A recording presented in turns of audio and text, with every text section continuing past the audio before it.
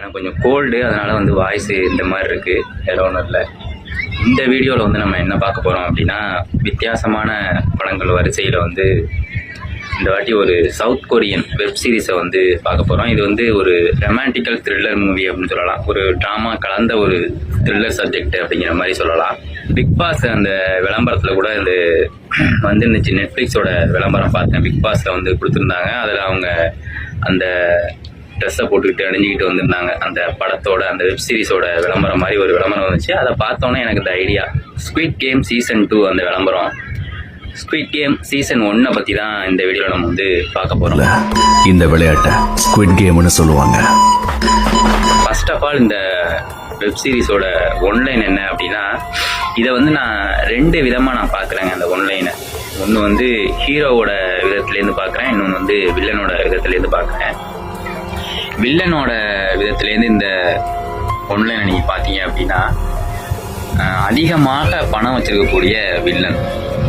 அதிகமாக பணம் அப்படின்னா எவ்வளவு அப்படின்னா, தனியாக ஒரு தீவை வாங்கி அதை ஒரு நாடாக்கக்கூடிய அளவுக்கு அதிக அளவு பணம் வச்சுருக்கக்கூடிய வில்லன். நீங்கள் வேற யாரையும் யோசிக்க வேண்டாம், இது இந்த படத்தோட வில்லன் மட்டும்தான். சாம்பார் ஆப் எனக்கு. அந்த வில்லன் வந்து அந்த அளவு பணம் வச்சிருக்க வில்லனுக்கு வந்து என்ன ஒரு டிராபேக் அப்படின்னா, அவனுக்கு அடுத்து அந்த பணத்தை வந்து வச்சுக்கக்கூடிய அளவுக்கு அவன்கிட்ட ஆள் கிடையாது. அதாவது என்ன சொல்றேன்னா, அவனோட வம்சமே வந்து அவனோட முடியுது அப்படிங்கிற மாதிரி அவனுக்கு குழந்தைகள்லாம் கிடையாது. அந்த அளவு பணம் வச்சிருக்கான். பணம்னா தண்ணி மாதிரி செலவு பண்ணலாம் பணத்தை அப்படிங்கிற அளவுக்கு அவன் பணம் வச்சிருக்கான்னு வச்சுக்கிறேன். அந்த மாதிரி பணம் வச்சிருக்கக்கூடிய வில்லனுக்கு இந்த மாதிரியான ஒரு சுச்சுவேஷன். அவனுக்கு நமக்கு அடுத்து இந்த பணத்தை வந்து யார்கிட்ட நம்ம கொடுத்துட்டு போகிறது, அதுக்கு ஆள் கிடையாது. என்ன செய்யலாம் அப்படின்னு யோசிக்கையில், நம்ம நாட்டில் இருக்கக்கூடிய மிடில் கிளாஸ் ஃபேமிலி இருக்காங்கல்ல, அவங்க வந்து இந்த கடனில் லோட் பட்டு அலைஞ்சி திரிஞ்சு அங்கே இங்கேயும் கடனை கட்டுறதுக்காக ஓடிக்கிட்டே இருக்கிறாங்கல்ல, அவங்களுக்கு வந்து கொடுத்துடலாம் அப்படின்னு முடிவு பண்ணுறான். சும்மா தூக்கி கொடுத்துட முடியாதுல்ல, ஏதாவது ஒரு கேம் மாதிரி வச்சு அதில் ஜெயிக்கிறவங்களுக்கு அந்த பணத்தை கொடுப்போம் அப்படிங்கிற மாதிரி இவனுக்கு ஒரு ஐடியா இருக்குது. அதனால அவன் என்ன பண்ணுறான், ஒரு 456 பேரை வந்து சூஸ் பண்ணி ஒரு கேம் ஒன்று நடத்துகிறான். அந்த கேமில் ஜெயிச்சவங்களுக்கு இந்த பணத்தை கொடுத்துடலாம். அந்த கேமில் ஜெயிச்சு யார் அந்த பணத்தை எடுத்துகிட்டு போகிறாங்க இல்லை அப்படிங்கிறதா இந்த படத்தோட மீதி கதை.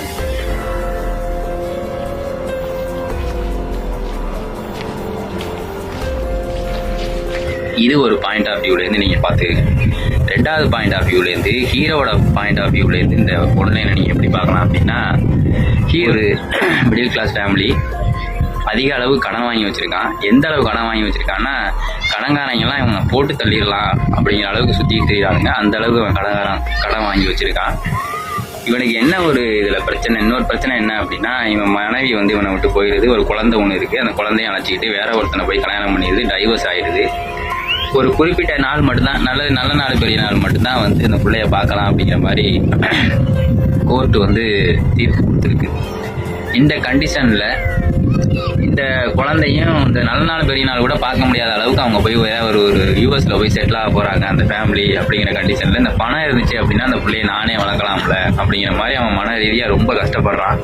அந்த நேரத்தில் அவனுக்கு வந்து இந்த மாதிரி ஒரு கேம் நடக்குது. இந்த கேமில் நீங்கள் பங்கேற்றீங்க அப்படின்னா, ஒரு குறிப்பிட்ட கேமில் நடந்து அப்படியே கேம் ஒரு கேமாக அப்படியே ஒரு ஸ்டெப்பாக போகும். ஒரு 6 கேமு, 6வது கேமில் நீங்கள் ஜெயிச்சிட்டிங்க அப்படின்னா உங்களுக்கு இவ்வளோ தொகை வந்து உங்களுக்கு பரிசாக கொடுக்கப்படும் அப்படின்னு சொல்லி கிட்டத்தட்ட ஒரு 4556 கோடி எழுதியிருக்குங்க பரிசு தொகை. அப்போ எவ்வளோ பெரிய அமௌண்ட் அது உனக்குன்னா உண்மை புரியலை. சரி, இந்த கேமில் நம்ம கலந்துக்குவோம் அப்படிங்கிற மாதிரி அவனுக்கு தோணுது. அவன் போய் அந்த கேமை ஜெயிச்சானா இல்லையா அப்படிங்கிறது ஹீரோவோட பாயிண்ட் ஆஃப் வியூலேருந்து இது ஒன்லைன்.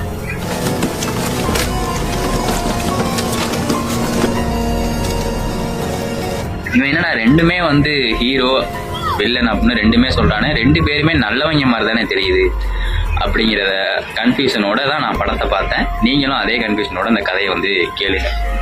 இந்த கதையோட ஸ்டோரி உள்ளர போனோம்னா, ஸ்டார்டிங்கில் ஒரு சின்ன பசங்கள்லாம் விளையாண்டுக்கிட்டு இருக்காங்க. நம்ம ஊரில் நொண்டி விளையாடுவோம்ல, அது மாதிரி தான் காமிக்கிறாங்க. கட்டம் போட்டிருக்கு, 2 பக்கமும் 2 சதுரம் மாதிரி கட்டம் போட்டிருக்கு. அந்த கட்டத்தில் இந்த பக்கம் 4 பேர், அந்த பக்கம் 4 பேர் இருந்து ஒரு கபடி மாதிரி தெரியுது. பட் ஆனால் நொண்டி அடிச்சு தான் இந்த சைட்லேருந்து அந்த சைடு இருக்கிறவன் வந்து போகிறான். இந்த கேமுக்கு பேர் வந்து ஸ்குவிட் கேம். இந்த படத்தோட பேரும் அதுதான், ஸ்குவிட் கேம் சீசன் 1 இது. ஸோ கேம் ஆரம்பிச்ச உடனே டிஃபென்ஸ் குரூப் லைனுக்குள்ள 2 கால்களை பயன்படுத்தி ஓட முடியும். லைனுக்கு வெளியில இருக்கிற அஃபென்ஸ் குரூப் ஒரு காலை வச்சுதான் குதிக்க முடியும். ஸோ நீங்கள் இந்த கேமை வந்து காமிக்கிறாங்க. அந்த கேமை வந்து எக்ஸ்பிளைன் பண்ணுறாரு. என்ன அப்படின்னா, ஒரு குறிப்பிட்ட தூரம் வரைக்கும், அதாவது இந்த பக்கம் இந்த கட்டத்தில் இருக்கிறவங்க அந்த கட்டத்துக்கு போய் அந்த கட்டத்தில் இருக்கிறவங்க வெளியில் தள்ளி விடணும். ஆனால் நொண்டி அடிச்சு தான் அந்த கட்டத்துக்கு வந்து ஆப்போசிட் இருக்கிற கட்டத்துக்கு போகணும். பட் ஒரு அந்த கட்டத்துக்கு ஒரு குறிப்பிட்ட அளவில் வந்து ஒரு சர்க்கிள் மாதிரி போட்டிருக்காங்க. ஒரு கேப்பா அந்த சர்க்கிளுக்குள்ளே போய் நம்ம நொண்டி அடிக்காமல் 2 காலையும் ஊனி நின்றுக்கலாம். அதை தாண்டி அங்கிட்டு போயிட்டோம் அப்படின்னா இந்த பக்கம் இருக்கிறவங்க ஜெயிச்சிருவாங்க. அதை அவங்க போக விடாம அந்த சைடு இருக்கிற 4 பேர் அந்த ஒரு பையனை பிடிச்சி அந்த பாக்ஸை விட்டு வெளில தள்ளிட்டாங்க அப்படின்னா இவங்க ஜெயிச்சிருவாங்க. இது வந்து கிட்டத்தட்ட கபடி மாதிரியும் நொண்டி மாதிரியும் கலந்த ஒரு கேம் அப்படிங்கிற மாதிரி நமக்கு புரிய வைக்கிறாங்க. இந்த கேம் பேர் ஸ்குவிட் கேம் அப்படின்னு வந்து சொல்றாங்க. அஃபென்ஸ் டிஃபென்ஸ் ஜெயிக்கணும்னா ஸ்குவிட்டோட தலைப்பகுதியில் அமைஞ்சிருக்கிற அந்த கேமை விளையாண்டுக்கிட்டு இருந்தது யாரு அப்படின்னா நம்ம ஹீரோ. அந்த சின்ன வயசுல விளையாண்டுக்கிட்டு இருந்தான் அப்படிங்கிற மாதிரி காமிக்கிறாங்க. அப்படியே ஒரு 30 வருஷம் கழிச்சு நம்ம ஹீரோவை காமிக்கிறாங்க. அவன் வந்து எப்படின்னா ஒன்றுக்கும் உதவாதவனா, உழைக்கிற சம்பாத்தியத்தில் வாழக்கூடியவனா ஒருத்தனை காமிக்கிறாங்க. கல்யாணம் ஆகி ஒரு குழந்தை இருக்கு. கொண்டாட்டி வேற ஒருத்தன் கூட போயிட்டா, பிள்ளையும் அழைச்சிக்கிட்டு போயிட்டா. அவன் ஊதாரித்தனமா அவங்க அம்மா கொடுக்குற காசை வாங்கி சுற்றிக்கிட்டு கார் ரேஸு குதிரை பந்தயம் அப்படின்னு சொல்லி சூது அது இதுன்னு போய் செலவு பண்ணிக்கிட்டு இருக்க ஒரு ஊதாரியா காமிக்கிறாங்க. இந்த மாதிரி நேரத்தில் வந்து அவனோட பிள்ளைக்கு வந்து ஒரு பிறந்தநாள் வருது. அந்த பிறந்தநாள் டயத்தில் வந்து பார்க்கலாம் அப்படிங்கிற மாதிரி கோர்ட் அனுமதி கொடுத்துருக்கும். அந்த நேரத்தில் வந்து அவங்க பாட்டி, அந்த பொண்ணோட பாட்டி, அதாவது ஹீரோவோட அம்மா வந்து என்ன சொல்கிறாங்கன்னா, பணத்தை கொடுத்து என் பேத்தி வந்து ஃப்ரை சிக்கன்னா ரொம்ப பிடிக்கும், இன்னைக்கு அவள் பிறந்த நாள், போய் வாங்கி கொடுத்துட்டு பார்த்துட்டு வாடா அப்படின்னு சொல்லி காசை கொடுத்துட்டு போகுது. அவன் அந்த காசை வந்து எனக்கு பத்தாதுமா, இன்னும் பணம் வேணும் அப்படின்னு சொல்லி இன்னும் கொஞ்சம் கூட காசையும் வாங்கிக்கிட்டு அவங்க அம்மா சேர்த்து வச்சிருந்த காசையும் எடுத்துக்கிட்டு போய் குதிரை பந்தயம் அது இதுன்னு வந்து காசு காலி ஆயிடுது. ஜியாவுக்கு ஃப்ரைட் சிக்கன் ரொம்ப பிடிக்கும். அவளை கூட்டிட்டு போய் அதை வாங்கி கொடு. கடைசி கொஞ்சம் காசு இருக்கு. அந்த காசுல ஏதோ ஒரு குதிரையில போட்டு கட்டினான். அதுல அவன் ஜெயிச்சிடறான். அதுல ஒரு நல்ல அமௌண்ட் வந்து அவனுக்கு கிடைச்சிருது. கிட்டத்தட்ட ஒரு 45 லட்சம் ரூபாய் கிடைச்சிருது அப்படிங்கிற மாதிரி சொல்றாங்க. அந்த காசை வந்து என்ன பண்ணிடான், ஒரு பிட் பாக்கெட் அடிச்சுட்டு போயிடறான். வேற வழியே இல்லை. அந்த பொண்ணுக்கு ஒரு நல்ல சாப்பாடு வாங்கி கொடுக்க முடியல. தன்னுகிட்டே இருந்த காசை வச்சு ஏதோ ஒரு சின்ன கிஃப்ட் மாதிரி வாங்கி கொடுத்து, ஒரு சின்ன ஒரு கடையில் ஏதோ பிரெட்டு என்னமோ ஒரு கேக் மாதிரி வாங்கி கொடுத்து அவனை பார்த்துட்டு கொண்டு போய் வீட்டில் விட்டு வந்துடுறான். ஆனா அம்மா மட்டும் இதை பார்த்துட்டாங்கன்னா உங்களை தான் ரொம்ப திட்டுவாங்க. அப்படிங்கிற இந்த சூழ்நிலையில தான் அவனுக்கு தெரிய வருது, அடுத்த வருஷம் பிறந்த நாளைக்கு நம்ம பொண்ணு நம்ம கூட இருக்க மாட்டா, அமெரிக்காவில் போய் அவங்க புது அப்பாவோடையும் அவன் அம்மாவோடையும் செட்டில் ஆக போறா அப்படிங்கிற மாதிரி அவனுக்கு தெரிய வருது. காசு இருந்துச்சு அப்படின்னா நம்ம பொண்ணை நம்ம கூடயே வளர்க்கலாமே, நம்ம இந்த மாதிரி செய்ய மாட்டோமே அப்படின்னு அவன் விரக்தி அடைகிறான். அந்த மாதிரி நேரத்தில் வந்து இந்த மாதிரி ஒரு கேம் நடக்க போகுது அப்படின்னு சொல்லி ஒரு விசிட்டிங் கார்டு வருது.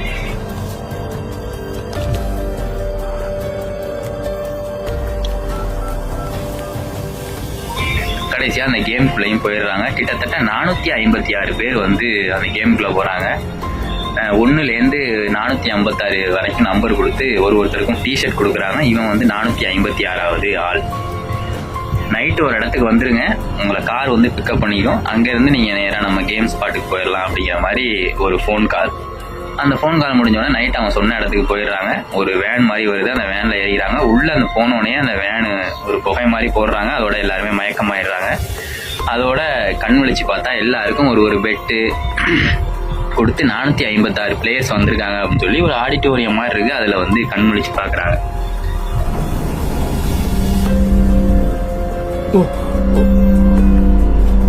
என்ன ஆச்சு? நம்ம எத்தனை மணிக்கு கேமுக்கு போய் சேருவோம்? இந்த வீடியோ வந்து அதிக நேரம் எடுத்துக்கிச்சு. அதனால் வந்து 2 பார்ட்டாக போடலாம் அப்படின்ட்டு ஒரு ஐடியா. அதனால் வந்து 2ஆம் பாகத்தை வந்து அடுத்த வீடியோவில் வந்து நான் அப்லோட் பண்ணுறேன். சப்ஸ்கிரைப் பண்ணுங்கள், லைக் பண்ணுங்கள், ஷேர் பண்ணி விடுங்க. தேங்க்யூ.